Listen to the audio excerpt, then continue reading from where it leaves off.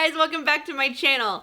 Yes, I'm in the same sweater. Yes, I'm in the same spot. Yes, it's the same night as the last video. Don't come for me.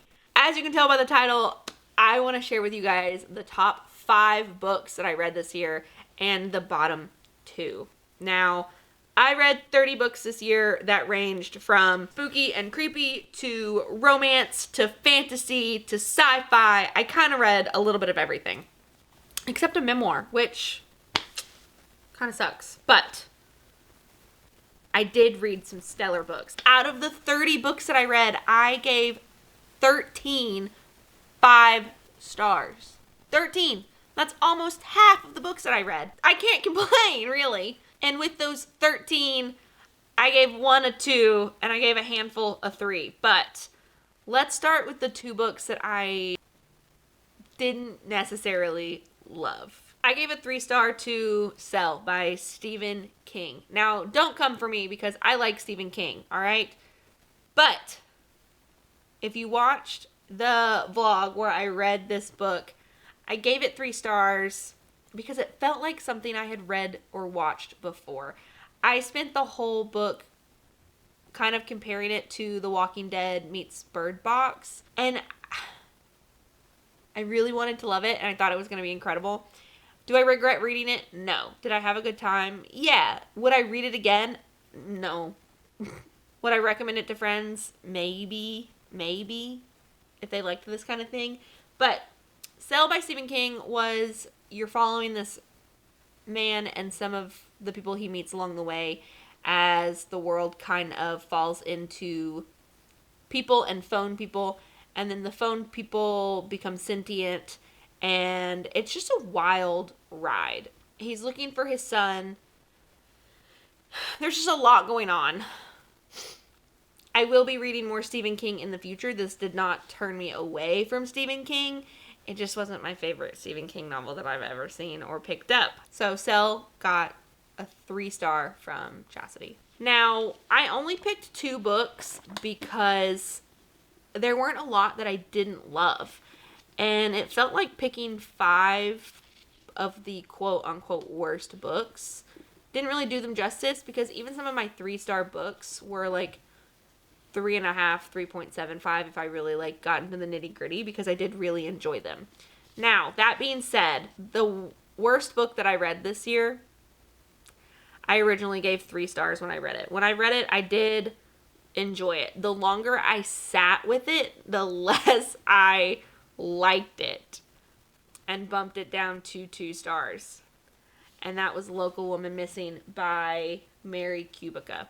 Now, there are some people who love this book, and by all means, if this is your favorite book, go off. I love that. I don't even recommend this. I don't even necessarily recommend this book. It was interesting. I loved the premise. I even had a decent time reading it, but there were some moments that felt very much like see, skip, run. Skip, ran.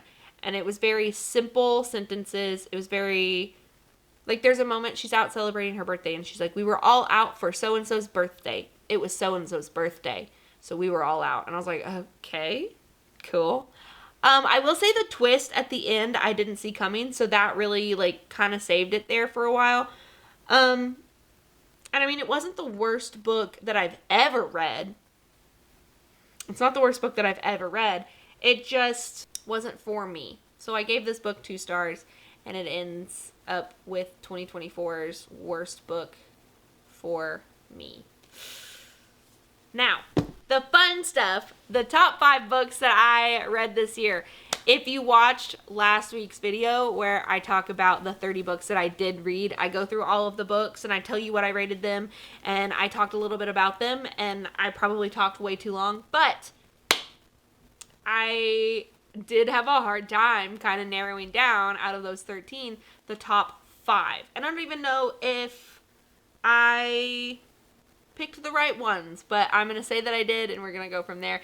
At number 5 was Tinfoil Butterfly by Rachel Eve Moulton. Tinfoil Butterfly was Rachel's debut novel. This was the first one that she had published, and quite frankly, I think she hit it out of the park. It was creepy. It was suspenseful. It was fun. And it felt like a fever dream for most of the book, but in the best possible way, in my opinion. Not all of my friends loved it. We did read this book for book club, but we spent like an hour talking about the ending alone because it was such an ambiguous ending and you don't know what's next. You don't know if there is a next. And I will say there were some things that I was not prepared for. That I did send quick apologies to my friends when we made it to certain moments in the book. I said, I didn't know that was in there. I'm so sorry. That was weird. But I love weird. This was such a good novel, and it deserves the 5 stars that I gave it. And quite frankly, I think that anyone who likes kind of like creepy, out there, like not well-known novels should read Tinfoil Butterfly. In the number 4 spot was What Lies in the Woods by Kate Alice Marshall. This book follows a girl who, in her adulthood, gets a phone call that the man that she put in prison for attacking and almost murdering her has died. And it brings up a lot of secrets. It brings up a lot of questions. And everything gets blown wide open. And there was death and there was thrilling twists, and quite frankly, the way this book ended, I never would have guessed. And I didn't even pick this up on my own. This was given to me by my friend and baby sister, and she said, Chas, I think you're really going to love this book. And quite frankly, I did, and I gave it 5 stars. And I would read this book again, and I have recommended this book to several people in the last, 2 months. I read this, last month, and I have made several people hey, you should read What Lies in the Woods. It's so good. So, if you like creepy, suspenseful mystery thrillers, What Lies in the Woods is definitely for you. In the 3rd spot for this year was Dark Matter by Blake Crouch. Dark Matter by Blake Crouch was so good in such an unsuspecting way. I'm not a super big sci-fi fan. I've read a few, I'm reading the Red Rising series. I've read 3 of those books. I have Hail Mary by Andy Weir, I think, on my TBR, but it's not something that I gravitate towards. I don't gravitate towards very often. Dark Matter by Blake Crouch was so much fun. I was texting people oh my gosh, is this what happens? Are they going to find their way out? Where are they? Do they make it? Do they find what they're looking for? Blake Crouch wrote such a cool book about parallel universes and the multiverse in itself, and how to travel between different worlds, and how each decision we make splits off and creates a new set of circumstances in a new world. And I loved it because that's how I like to look at the multiverse when you think about it.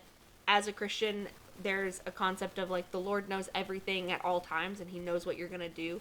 And the best way for me to wrap my head around that is, because we do have free will, he can see every option that we are given and every outcome, but we are still allowed to choose. And so I think this did a really good job of diving into that theory, and it was just super fun. And quite frankly, it's a man fighting himself. And so Dark Matter, 5 stars. Will be reading more of Blake Crouch. He definitely made it onto my must-read list, and I will be adding more of his books to my TBR. In the number 2 spot for this year, which, honestly, this one surprised me a little bit, that I loved it so much, and it was How to Sell a Haunted House by Grady Hendrix. How to Sell a Haunted House was terrifying and creepy and gross, and I loved it. We read this one for book club as well, which we will be meeting to talk about it tomorrow. So I can't wait to hear my friends' like ideas and theories and how they felt about the book. But most of them read it before me, so I kept getting text messages of, this is really creepy, and oh my goodness, the squirrels, and I hate this thing. And quite frankly, all of them were warranted. This book is about a woman who, her mom dies and she has to go home to try to deal with the funeral and deal with the house. And turns out the house is haunted. Turns out there's something in this house that does not want her to go. You get stories from her childhood of things that she had forgotten or changed the memory of for her own sanity and salvation. And quite frankly, it was beautifully terrifying. You know that feeling when you were a kid when you would pull your feet back so the monster couldn't get you when you were laying in bed, or you would turn the lights off and you would like run and jump so that the thing in the closet wouldn't open the door and get you? That's how this book felt through the entire thing. And there were multiple moments where I was like, oh, this is the end. And then I look and I still had 100 pages and I was like, what do you mean? What do you mean it's not the end? What else could happen? But there was always more, and Grady Hendrix did such an amazing job. And quite frankly, I think he's going to be a new favorite horror novelist. These books are so much fun, and I think it's so like thrilling to be a part of a community and a part of this atmosphere of escapism in a sense, because you can find so many worlds and so many thoughts and so many fun times in a space. I have 200 worlds sitting on my shelf that at any moment I could dive into and be a new person and see a new world and experience new things and fight dragons and destroy spaceships and kill monsters and be the damsel in distress or the one who falls in love. And I think books are the best thing. I think stories are so incredible, whether they're oral, visual, written down. I just love that I get to immerse myself in this extraordinary versions of the universe. All of that being said, the number one spot has to go to Sarah J. Maas' Kingdom of Ash. The Throne of Glass series is probably my number one favorite series as of this year. I finished it this year and it was incredible. But mostly Kingdom of Ash. It ripped my heart out. I sobbed, I laughed, I screamed. There was a couple times I wanted to throw the book, but it did not belong to me. Therefore, I had to hold tight and steadfast and wait for something good to come. But Kingdom of Ash was such a good book, and there's almost nothing I can say without giving spoilers away, and I don't want to do that because anybody who loves fantasy should read the Throne of Glass series and experience it in all of its glory with no spoilers, in my very perfect opinion. I have a friend who's currently reading the series, and she found out a couple of things, and I told her, I said, when you get to the Kingdom of Ash, just set aside your weekend and read it through. This is not a book that you read on your lunch break. This is not a book that you put down and you pick back up in a few hours. This is a book that you sit and you binge because you simply cannot put it down. You simply cannot go without knowing how this story wraps up and completes. And I have no words for the Kingdom of Ash. I loved it so much, and it has to take the top spot for the number one best book of 2024, in my personal opinion. Now, all of that being said, there will be so many more books next year, and hopefully there will be a new number one book. But right now, those are my top picks. Thank you guys so much for being here and doing all of this with me. I am thoroughly enjoying getting to read books for the internet and get to share my thoughts and my emotions and all of the good things that come with reading with you guys. I hope that you'll stick with me next year, even though my posting schedule is a little bit wonky. I'm gonna try to fix that. She's gonna do her best. But if you haven't already, go ahead and like this video. If you want to leave a comment and tell me your favorite book of this year, I would love to hear about it and talk to you about it.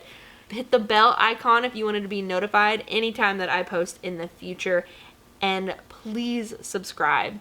I love you, and I will see you in the acknowledgements. Bye.